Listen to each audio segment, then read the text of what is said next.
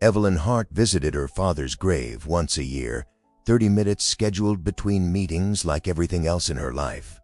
But this time someone was already there. A black man in a worn jacket knelt before the headstone, crying like he'd lost the most important person in his life. A small boy sat nearby, drawing quietly in a sketchbook. Then the man looked up, eyes red, and said her name. "You're Evelyn. He always talked about you." She had never seen this man before, but he knew her father. And her father had never said a word about him. What this stranger knew about her father and why he was crying harder than she ever had would unravel everything Evelyn believed about the man who raised her. But to understand how deep this secret went, you need to know who Evelyn Hart was before that afternoon changed her forever. Evelyn had built her life the way architects build skyscrapers, steel first, glass second, nothing wasted. At 42, she ran the Hart Whitfield Group from the 53rd floor of a midtown tower, a corner office with views she rarely looked at. She managed a portfolio worth more than some countries' annual budgets, and she did it with the kind of precision that left no room for surprises. Every meeting had an agenda. Every quarter had a target. Every relationship had a purpose. If it didn't produce results, it didn't belong in her life. She had learned that lesson early, and she had never unlearned it. Her father had raised her to be sharp. Richard Hart was a quiet man, careful with words and generous with silence. He never boasted about the company he had built, never displayed his wealth the way his peers did. When Evelyn graduated top of her class at Wharton, he didn't throw a party or call his friends. He took her to a small Italian place in the village, not the kind of restaurant where deals were made, but the kind where the owner knew your name and the bread came warm without asking. He told her he was proud, but the way he said it always felt like there was a second sentence forming behind his teeth that he never let out. She respected him. She admired what he had accomplished. But somewhere between the quarterly reports and the red-eye flights to London and Singapore, the distance between them had stretched so wide that neither of them knew how to close it anymore. He called on Sundays. She answered when she could, which was less and less often as the years went on. He asked about her life, not the company, but her life. She gave him numbers in return, revenue, headcount, market share, because those were the answers she knew how to build. The personal ones had always felt like speaking a language she studied but never became fluent in. The last time they spoke, she was at JFK boarding a flight to Singapore. His name lit up on her phone, and she picked up while walking through the gate, her carry-on rolling behind her. He asked if she had eaten. She said she would eat on the plane. He said something about the garden at the house, tomatoes coming in early that year, and she told him she would call back when she landed.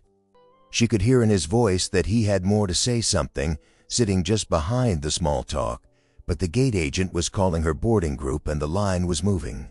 She said goodbye. He said, "All right, sweetheart, talk soon." She didn't call back from Singapore. She meant to. She told herself she would. 2 days later, Richard Hart died of a heart attack in the middle of the night, alone, in the house where he had raised her, with the kitchen light still on and a book open on the counter. She never learned what he wanted to say that evening, and she carried that silence with her the way some people carry scars, invisibly, but in everything they touched.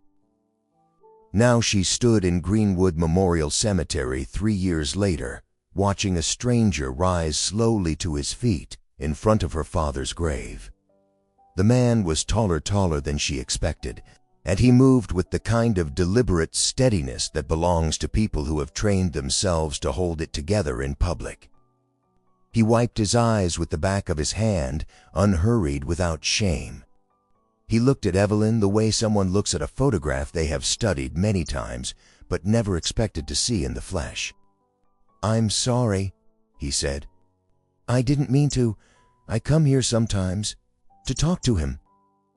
Evelyn's grip tightened on the bouquet of white lilies. "Who are you?" "Noah Turner." He said it plainly, the way you say your own name when you have nothing to prove. No handshake offered, no explanation rehearsed. "Your father changed my life. When I was at a point where I wasn't sure I'd survive the week, let alone the month, he was the one who showed up. Not a charity, not a program. Him. The words didn't fit anywhere in Evelyn's understanding of her father. Richard Hart was generous in the way corporate leaders are generous: galas, sponsorships, the annual charity auction that bore the family name, a tax-deductible line item on the company's books. But Noah wasn't describing that. What he described sounded personal, intimate, like a man recounting a debt he would spend his whole life trying to repay. She glanced past Noah to the boy on the stone bench. He was still drawing, his small hand moving with quiet focus across the page of his worn sketchbook. His sneakers were scuffed at the toes, laces retied more than once. His jacket was clean but thin for the October chill. He hadn't looked up, not when his father cried, not when Evelyn arrived, not now. He sat with the patience of a child who had learned early that the world doesn't always wait for you, so you learn to wait for it. "That's my son," Noah said, following her gaze. "Marcus. He's 9. He used to come here with me when he was smaller. Your father held him once when Marcus was about 2. He doesn't remember that, but he knows who Mr. Richard was. He asks about him sometimes." Evelyn studied Noah, the worn seams of his oversized jacket, the deep lines around his eyes that belonged to a man who had aged faster than his years, the way he held himself upright without stiffness, like a man who had earned the right to stand where he was standing. Something tightened behind her ribs, not sympathy, something closer to resentment. Because this man, this stranger with a boy on a bench, had apparently shared something with her father that she, his only daughter, had never been part of. Richard Hart had a bond with Noah Turner deep enough to bring him to this grave 3 years running. And Evelyn came once a year for 30 minutes with flowers she chose for their appearance and not their meaning. Noah didn't push for more. He didn't offer his story or ask for hers. He simply turned back toward the headstone, looked at it one final time, and said, "I don't come here to ask for anything. I come because I owe him, and this is the only way I know to pay it back." Then he called softly to his son. Marcus closed his sketchbook, tucked the stubby pencil behind his ear in a gesture that looked practiced and comfortable, and walked to his father's side without needing to be told twice. As they turned to leave, Noah glanced back at Evelyn. "He was a good man," Noah said. "Better than most people ever knew." She watched them walk away down the gravel path, a father and his boy, unhurried, shoulders close, until they disappeared past the row of oaks. Evelyn stood alone beside the polished granite, her expensive lilies resting next to a wildflower that cost nothing at all. She drove home that evening in silence, the city lights smearing past the car windows, Noah Turner's words circling through her mind like a sentence she could read but not translate. Her father had never mentioned this man. Not once. In all the Sunday calls, the holiday dinners, the brief visits where they sat across from each other and talked about everything except what mattered, not a single word about a man who apparently owed Richard Hart his life. By the time the sedan pulled up to her building on the Upper East Side, the conference call with London had come and gone without her. 3 missed calls from her assistant, 2 from Jonathan Price, her COO, the second one marked urgent. She ignored all of them, dropped her coat on the back of a chair, and did something she had not done in 3 years. She called the law firm that managed her father's estate. David Calloway, the attorney who had handled Richard's affairs for over 2 decades, picked up on the 4th ring. She asked him a single question: did the name Noah Turner appear anywhere in her father's records? The line went quiet long enough for Evelyn to hear the clock on her kitchen wall. "Evelyn," David said, choosing his words the way lawyers do when the truth has conditions, "your father left specific instructions regarding certain personal matters. There are provisions in the estate documents that I was directed to keep sealed unless you asked about them directly. I can tell you that the name Noah Turner does appear, but the details are not something I'm able to share over the phone. When you're ready, come by. I'll walk you through everything." She thanked him and hung up. But she didn't wait for David Calloway's office hours. Something was pulling at her that couldn't be filed away until Monday morning. Her father's old house, the one in Westchester, the one where he had lived and died and kept his garden, still belonged to the estate. She had the key. She had always had the key. She simply never used it. She drove there that night. 40 minutes on dark highways, the city shrinking in the rearview mirror until the roads turned narrow and the streetlights gave way to trees. The house sat at the end of a quiet cul-de-sac, smaller than she remembered, the garden overgrown, the porch light still on a timer that no one had turned off. She let herself in. The air was stale and faintly sweet cedar and old paper, the scent that had always clung to her father's jackets. His study was at the end of the hallway behind a door she had not opened since the week of the funeral. The room was exactly as he had left it. The brass reading lamp on the desk, the leather blotter darkened with years of use, a framed photograph of Evelyn at 12 holding a science fair trophy with a gap-toothed grin. She remembered that afternoon. He had driven an hour through traffic to watch a 7-minute presentation about plant growth and sunlight. On the drive home, he barely spoke. She thought at the time that he was disappointed. Years later, long after he was gone, she realized he simply didn't know how to say what he felt without it sounding smaller than it was. She sat in his chair. The leather groaned softly under her weight, and the desk lamp cast a warm circle of light across the blotter. She tried the drawers one by one. The top held pens and cream-colored stationery. The middle was stuffed with old tax folders and receipts. The bottom drawer didn't move, locked. The key was in a small ceramic dish on the bookshelf, half hidden behind a row of biographies he had read cover to cover more than once. She turned it in the lock and the drawer slid open. Inside were 3 things.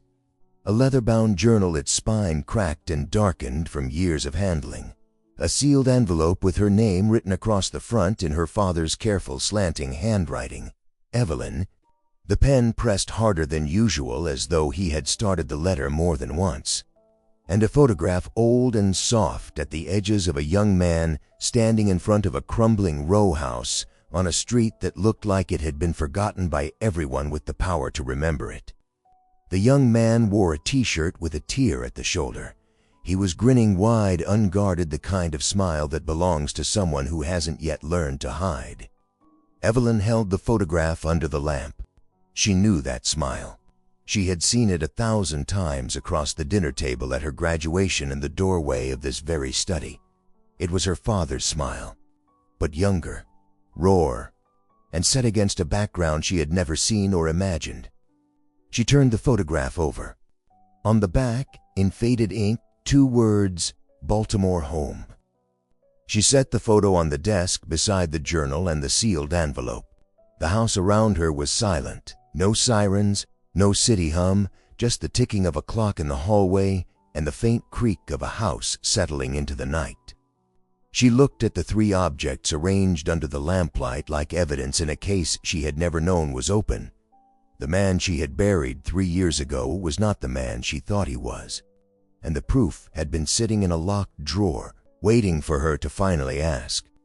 She opened the journal that night, sitting cross-legged on the floor of her father's study, because the chair felt too formal for what she was about to do. She didn't start at the beginning. She flipped to a random page somewhere near the middle, the way you open a door when you're not sure you want to see what's behind it fast before you change your mind. The handwriting was her father's, but looser than she remembered, the letters leaning into each other like they were written late at night or early in the morning when no one was watching. The entry was dated 11 years ago, long before the night his heart gave out, long before the distance between them became something neither of them talked about.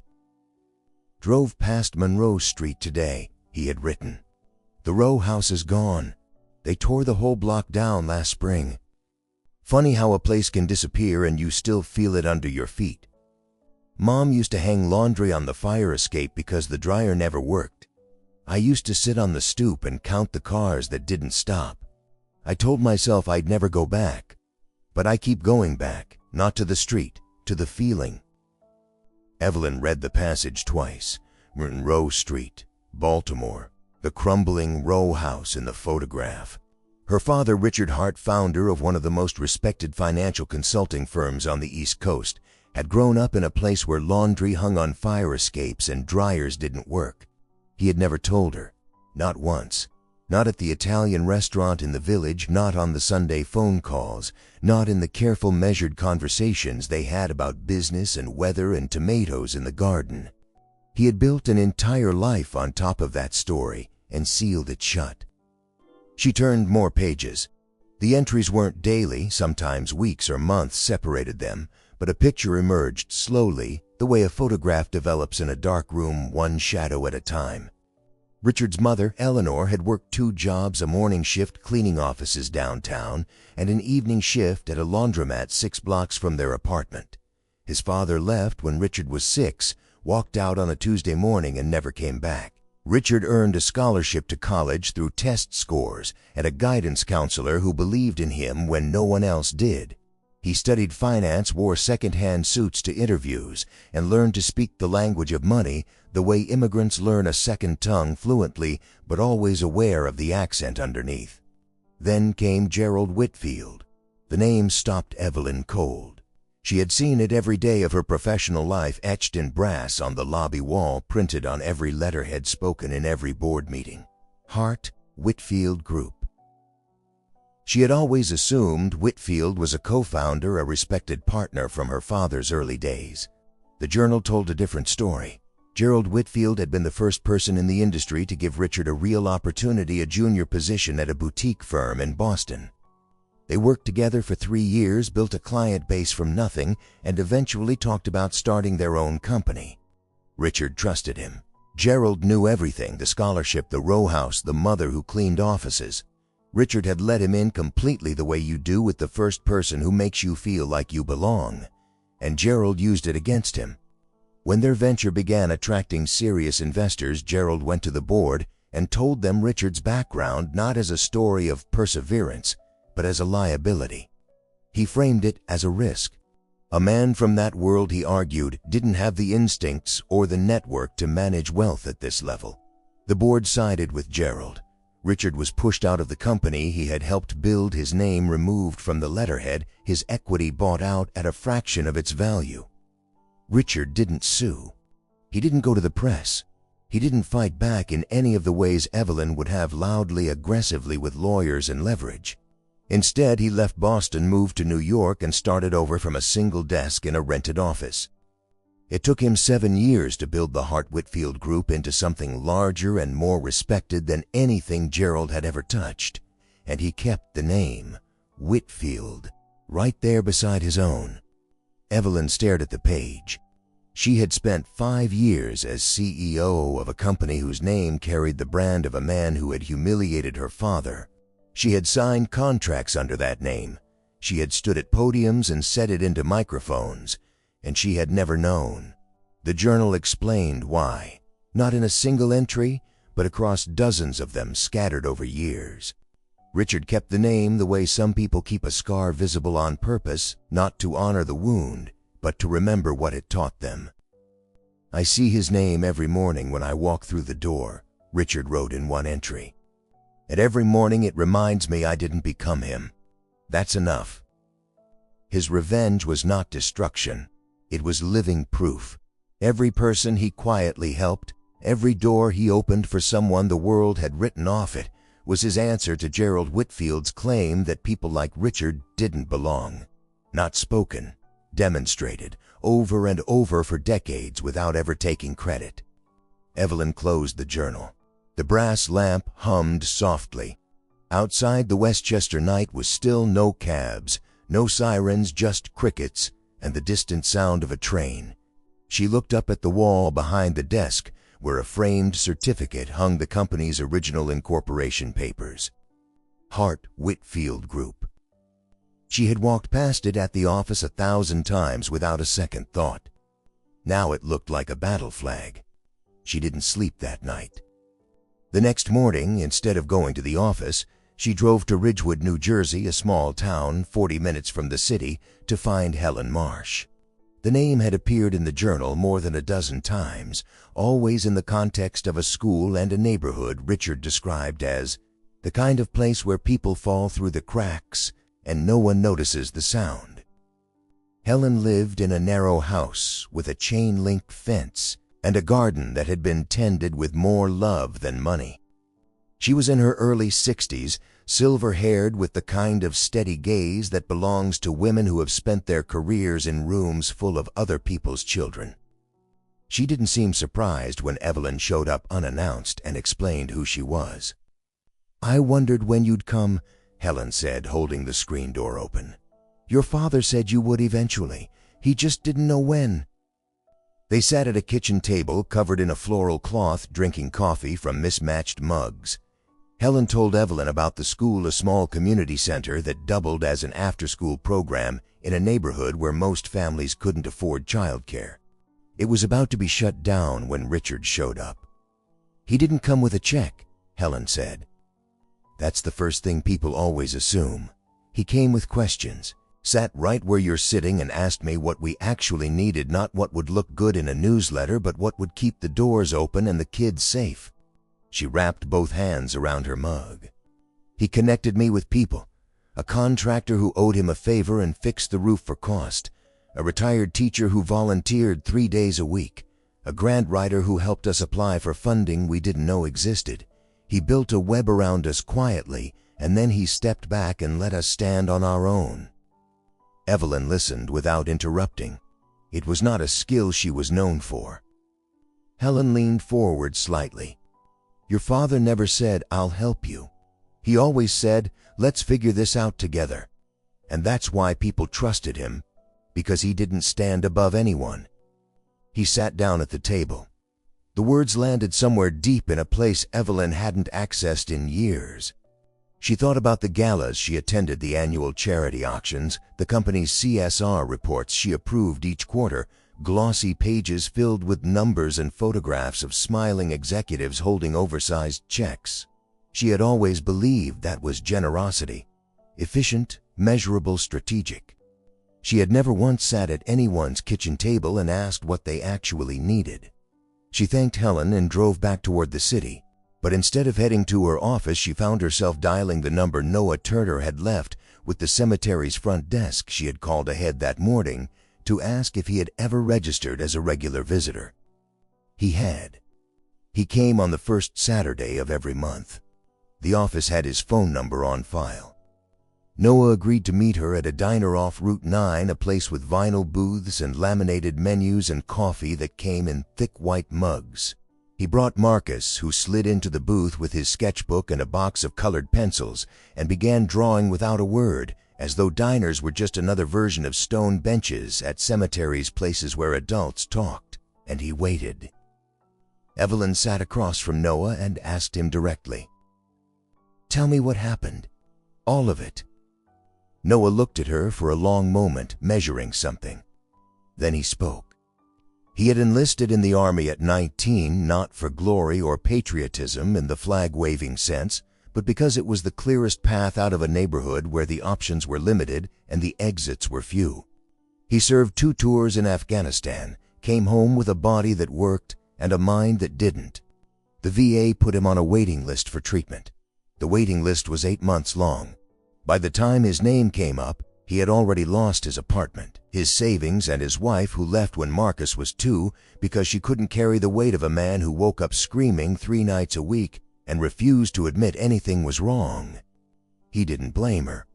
He said that plainly, without bitterness, the way you state a fact you've long since made peace with. He lived in his car for 4 months with Marcus in a car seat in the back. He applied for jobs, construction, warehouse, retail, and got turned down over and over. Some employers saw the gap in his resume and assumed the worst. Others saw a black man with no fixed address and didn't bother assuming anything at all. He met Richard at a small veterans support gathering in a church basement, not a polished nonprofit event, but the kind of meeting run by volunteers with folding chairs and donated coffee. Richard was there not as a speaker or a sponsor. He was there to listen. Afterward, Richard approached Noah in the parking lot. He didn't offer money. He didn't offer sympathy. He said, "Your hands know how to work. You just need a place to prove it." 2 days later, Noah had an apprenticeship at a woodworking shop owned by a friend of Richard's. Within a year, he was a full-time carpenter. Within 2, he had his own small client list. Within 3, he was building furniture by commission and renting a 2-bedroom apartment where Marcus had his own room for the first time in his life. "He didn't save me," Noah said, his voice even and firm. "I need you to understand that. He opened a door. I'm the one who walked through it." Evelyn nodded, but something else was pressing at the edge of her mind, something Noah had said at the cemetery.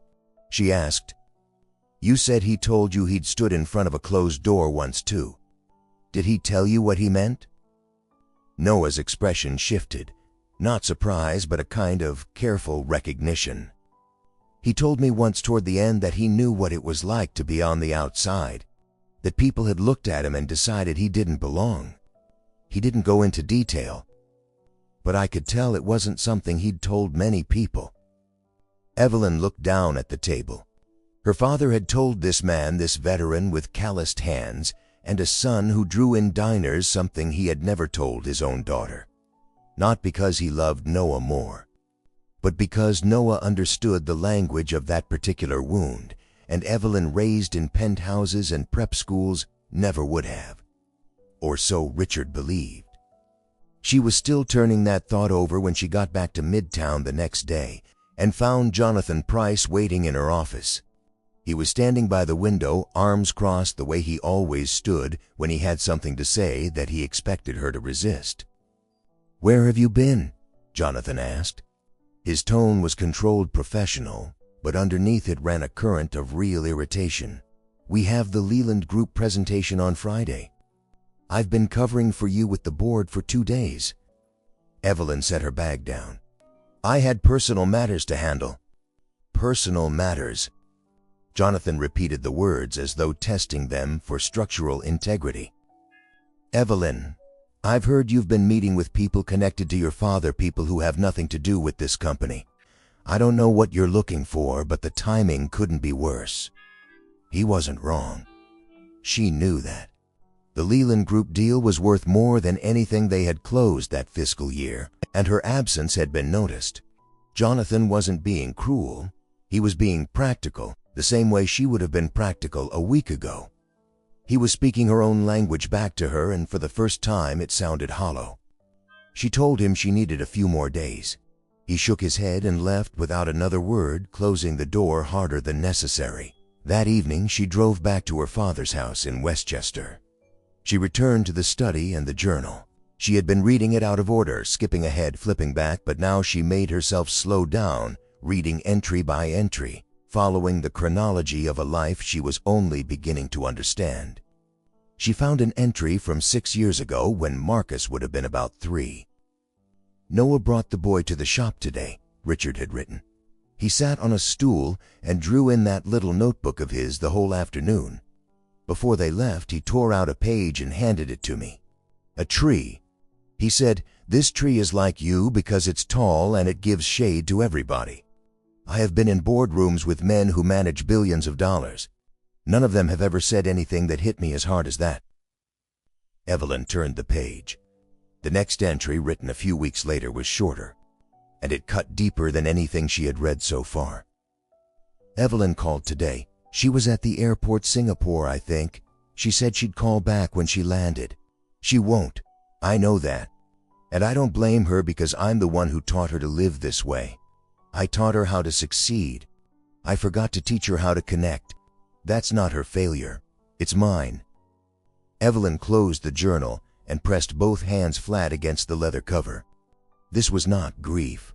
Grief was what she had felt at the funeral, distant, formal, manageable. This was something else entirely. This was the realization that her father had carried a quiet guilt about her for years, blaming himself for the very distance she had always assumed was mutual. She had thought they drifted apart. He believed he had built the current that carried her away. The next afternoon, she drove to the address Noah had given her, a modest apartment building near a park in East Orange. She found Marcus sitting on a bench near the playground, sketchbook open on his lap, drawing, while Noah talked to a neighbor by the building entrance. Evelyn sat down beside the boy. He looked up, recognized her from the cemetery, and went back to drawing without alarm. After a moment, he turned the sketchbook toward her so she could see. The page was filled with stick figures, dozens of them all holding hands in a long, unbroken chain. At the center, taller than the rest, was one figure with the word Mr. Rich written above it in wobbly letters. "That's your dad," Marcus said, matter-of-fact, the way children state truths that adults spend years avoiding. "He told me everybody has hands, so everybody can hold somebody else's hand. I draw it sometimes so I don't forget." Evelyn looked at the drawing. A child's hand had captured in crayon and pencil the exact philosophy her father had spent his life practicing, and she had spent her life missing. Richard Hart had given this boy his presence Saturday afternoons at a woodworking shop, conversations about trees and hands, and holding on the same presence Evelyn had spent 42 years wishing for, without ever saying so. And now she understood why he had withheld it from her. Not because he didn't love her, because he was afraid. Afraid that if she saw the row house and the fire escape and the father who left on a Tuesday morning, she would see him differently. She had built a life he was proud of, and he was terrified that the truth about Baltimore would cast a shadow over it. He had kept himself at a distance, not out of coldness, but out of a misguided, aching kind of protection. She thanked Marcus, who nodded politely, went back to his drawing, and she walked to her car with a weight in her chest that no amount of logic could organize or file away. That night she sat at the desk in her father's study one final time and picked up the sealed envelope. Her name stared back at her in his handwriting. She had been avoiding it, reading the journal first, meeting Helen, meeting Noah, talking to Marcus, as though circling the center of something she wasn't ready to face. She wasn't ready now either. But she understood, in the way you understand certain things only after you've run out of alternatives, that she never would be. She opened it. The letter was 2 pages long, written in the same slanting hand as the journal, but more careful, more deliberate, as though each sentence had been weighed and reweighed before the pen touched paper. "Dear Evelyn," it began. "If you're reading this, then I'm gone and you've found the drawer. I'm sorry I didn't give you this while I was alive. I wrote it 4 times and sealed it 4 times, and every time I told myself I'd hand it to you at dinner or leave it on your desk when you visited. But I never did, because I was afraid." He didn't retell the story she had already pieced together from the journal, the Baltimore childhood, the betrayal, the years of rebuilding. Instead, the letter did something the journal never did. It spoke directly to her. "You probably know by now about where I came from," he wrote. "And if you've read the journal, you know about Gerald and the name and why I kept it. I won't explain those things again. You're smart enough to understand them without my help.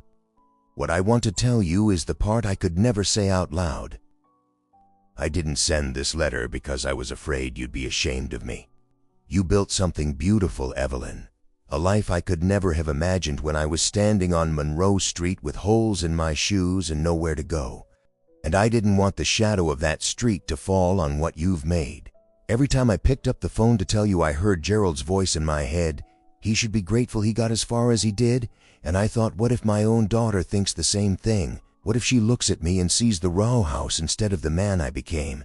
So I kept my distance, not because I didn't love you, because I loved you too much to risk it." And then at the bottom of the second page, in handwriting that trembled slightly at the edges, "But if you're reading this now, I want you to know I was always proud of you. Always. But the thing I'm proudest of in my whole life isn't the company. It's every door I opened for someone who had none. I hope someday you'll understand why." Evelyn set the letter on the desk. The lamp cast its quiet circle of light. They smelled of cedar and old paper, and something she could only describe as the presence of a man who had loved her in the only way he knew how, from a distance he believed was necessary. She had spent her whole life trying to earn his pride, and now she knew he had always given it. He just couldn't find a way to hand it to her without also handing her the thing he was most afraid of, the truth about who he was, before the world decided he was worth listening to. She sat in her father's chair in her father's silence, and for the first time in her life she didn't try to fill it with anything. She went back to the office on Monday morning. The city was doing what it always did, moving, honking, rushing, and Evelyn moved with it through the lobby past the brass lettering on the wall that now read like a confession into the elevator that carried her to the 53rd floor. Everything looked the same. The glass walls, the muted grays, the assistants with their earpieces and their tablets. But Evelyn felt as though she were walking through a building she had never actually seen before, only photographed from the outside. Jonathan was already in the conference room. He had assembled the full presentation for the Leland Group deal slides projections, a term sheet that promised the kind of revenue that made boards smile and shareholders stop asking questions. He stood when she entered, professional as always, but his jaw was set in a way she recognized. Jonathan Price did not like loose ends, and Evelyn had become one. "We need to talk about Friday," he said. Evelyn sat down and looked at the deck. The Leland Group was a multinational conglomerate seeking a full-service consulting partnership. The contract was worth more than any single deal the firm had closed that fiscal year, and Jonathan had spent the better part of 2 weeks positioning it as the cornerstone of their next 5-year plan. He walked her through the slides with the crisp efficiency she had always admired in him: market analysis, revenue projections, integration timeline. It was flawless. It was exactly the kind of work she would have applauded a week ago without reading past the executive summary. But on slide 19, in language designed to sound like strategy rather than sacrifice, was a clause she might have skimmed over before and now could not look away from. The partnership required a full restructuring of internal priorities, including the elimination of all non-revenue generating initiatives, community outreach, employee volunteer programs, the small discretionary fund her father had established years ago for what he called open-door projects, grants so modest they barely registered on the company's annual report, directed toward individuals and small organizations that would never make a headline. Jonathan saw where her eyes had landed. "It's standard optimization," he said. "Every major partnership requires focus. We trim the margins, consolidate resources, and deliver results. We can't run a consulting firm and a community service at the same time." Evelyn stared at the slide. She thought about Gerald Whitfield, a man she had never met, whose name she had spoken 10,000 times without knowing what it carried. Gerald had told Richard the same thing in different words more than 30 years ago in a boardroom in Boston. Cut the parts that don't produce, focus on what scales, leave the sentiment at the door. It was the logic of efficiency. It was the language Evelyn had spoken fluently her entire career, the language she had built her reputation on. And for the first time she heard it the way her father must have heard it, not as strategy, but as a door swinging shut. Her phone buzzed in her jacket pocket. She glanced at the screen. Noah Turner. She almost let it ring out, habit, instinct, the gravitational pull of the meeting in front of her. But her hand didn't move to decline the call. Instead, she looked at Jonathan and said, "Give me a minute," and stepped into the hallway. Noah's voice was unhurried the way it always was, carrying the cadence of a man who had learned that rushing rarely improved anything. "I'm sorry to bother you at work. Marcus has been asking about you. He made something, a drawing, I think, and he wants to give it to you himself. He's been bringing it up every day this week." Evelyn leaned against the corridor wall 53 floors above a city that looked from this height like a circuit board. "He doesn't have to do that. I told him the same thing. He informed me it wasn't my decision." The faint warmth in Noah's voice was unmistakable, the sound of a father who had learned to let his son carry his own small dignities. Evelyn told him she would come by that week. Then, before the words had fully formed as a thought, she heard herself ask, "Noah, if you could tell me one thing right now, one thing you think I need to hear, what would it be?" The line held steady, not silent, full the way a room is full when someone is choosing their words with care. "Stop reading about your father," Noah said.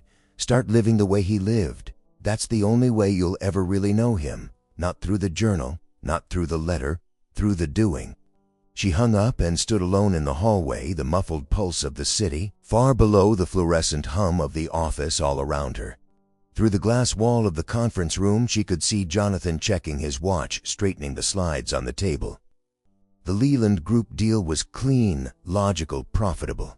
It was the kind of decision she had been trained her entire life to make without hesitation, the kind where the numbers spoke for themselves and sentiment had no seat at the table. She walked back in and sat down across from Jonathan. "I'm not signing this," she said. Jonathan's hand stilled on the remote. "Evelyn, not with that clause. We're not cutting those programs." He set the remote on the table with the deliberate control of a man working very hard to keep his voice level. "This contract could define the trajectory of this firm for the next 5 years. We're talking about the largest single partnership in the company's history. And you want to walk away over a discretionary fund that doesn't even cover one junior associate's salary. It's not about the fund." Evelyn looked past him through the conference room's glass wall to the brass letters mounted in the lobby she could just make out from this angle, Hart Whitfield Group. She had seen those letters every working day for 5 years. She had never once felt their weight until now. It's about what this company was built for. And who built it? Jonathan studied her face. He was looking for the thing he always looked for in negotiations, the crack, the soft spot, the place where pressure could still be applied. He didn't find it. "If you pass on this deal," he said quietly, "I don't know that I can stay." "I know," Evelyn said, "and I understand." He held her gaze for a long moment. Then he gathered his laptop, his notes, his carefully assembled future, and walked out of the conference room. The door clicked shut behind him, and the room went still. The slides were still glowing on the screen charts, ascending projections climbing the geometry of a future that no longer fit the shape of what Evelyn wanted to build. She closed the laptop. The screen went dark. Over the weeks that followed, Evelyn did not become a different person. She was still sharp, still direct, still the woman who could read a balance sheet faster than anyone on her floor. She still arrived early and stayed late. She still ran meetings with the precision of a woman who had never been comfortable with wasted time. But she began doing things that Richard Hart would have recognized. She kept the Whitfield name on the company. She did not remove it, did not rebrand, did not pretend it was not there. But she no longer walked past those brass letters without seeing them. The name stayed as her father had intended it, not as an honor to a man who had betrayed him, but as a compass pointing toward the kind of person she refused to become. She created a small program and called it Open Door. Not a foundation with a board of directors, not a gala with a red carpet. No press releases, no branded merchandise, no photographer following her into church basements. It was simple and deliberately small, a network that connected people who needed an opportunity with people who had one to give. A carpenter looking for his first client.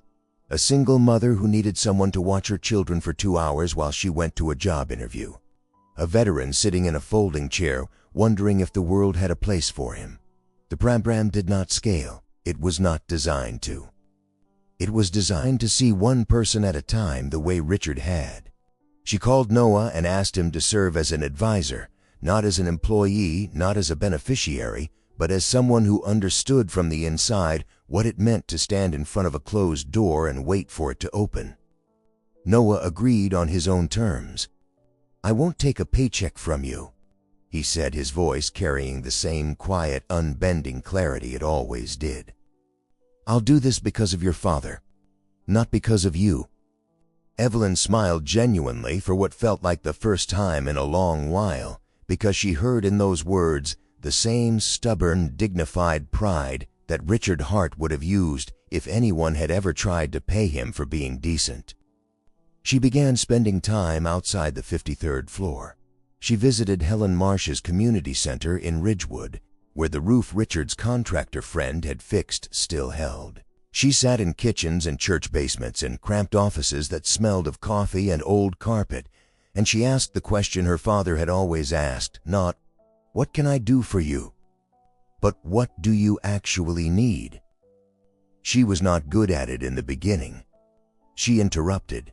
She offered solutions before people had finished describing the problem. She caught herself mentally calculating the cost per outcome of a conversation about after-school tutoring and had to stop, close her mouth, and start again from the beginning. But she kept showing up, and slowly, with the clumsy persistence of someone learning a new language in middle age, she began to listen. One afternoon, she called Helen to thank her for something a contact Helen had shared, a family she had connected to the program. Before she hung up, Evelyn asked a question that had been sitting quietly at the back of her mind for weeks. "Helen, do you know what kind of flowers my father liked?" Helen laughed softly on the other end, the warm laugh of a woman who had been waiting a long time to be asked. "Wild yellow daisies," she said. "The kind that grow along the roadside. He told me once they were the only flowers that didn't try to be anything other than what they were." A year later, on a Tuesday afternoon in October, Evelyn drove back to Greenwood Memorial Cemetery. But this time, she did not come alone. Noah sat in the passenger seat.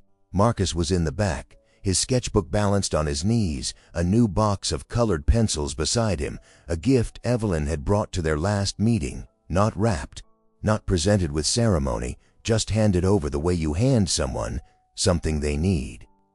She did not wear a suit. Not because she had changed her wardrobe, she still dressed the way she always had, sharp and deliberate, but because today was not a board meeting.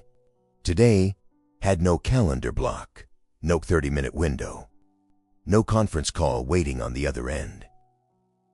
They walked together down the gravel path, past the old oaks, past the rows of stones, until they reached the polished granite that bore her father's name. The late sun came through the branches in long amber streaks, and the grass was still green, holding on to the last warmth before winter. Evelyn knelt and placed a bouquet of wild yellow daisies at the base of the headstone, the kind that grow along the road, the kind that cost almost nothing and don't try to be anything other than what they are. It had taken her a year to learn what flowers her father loved. She would not forget again. Marcus knelt beside her and carefully propped a drawing against the stone. Evelyn glanced at it and felt something shift behind her ribs, not pain, not sadness, but something wider. The drawing showed 3 stick figures holding hands. The tallest one in the middle had the word Mr. Rich above it. On one side stood a smaller figure labeled Noah, and on the other, in careful, freshly colored letters, a new edition, Miss Evelyn. The boy had added her to the picture.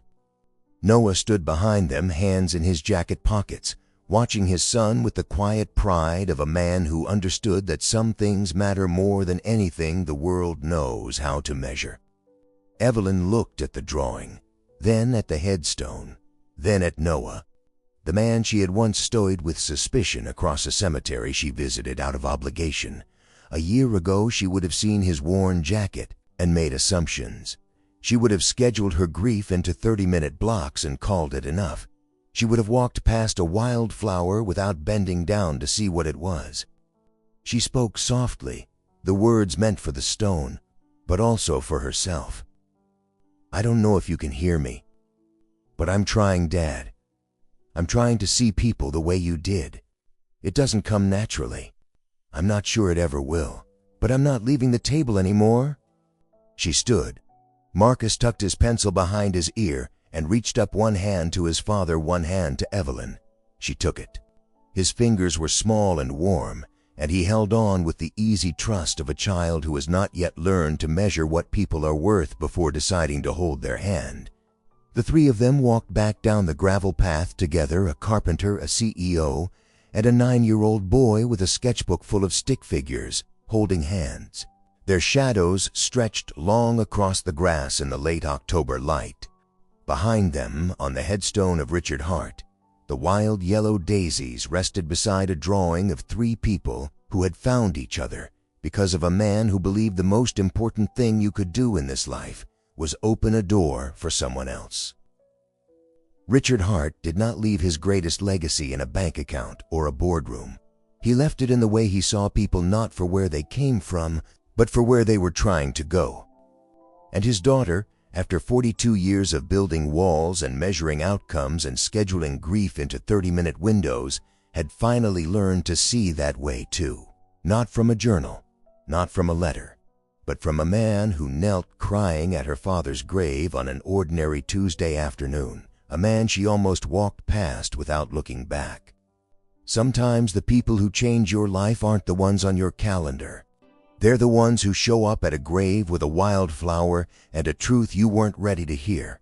And sometimes the bravest thing you can do isn't to build something new. It's to sit down at someone else's table, ask what they need, and listen, really listen for the first time. If this story made you feel something, if it reminded you of someone you wish you had known better, or a conversation you wish you hadn't ended too soon, I'd love to hear about it. Leave a comment below.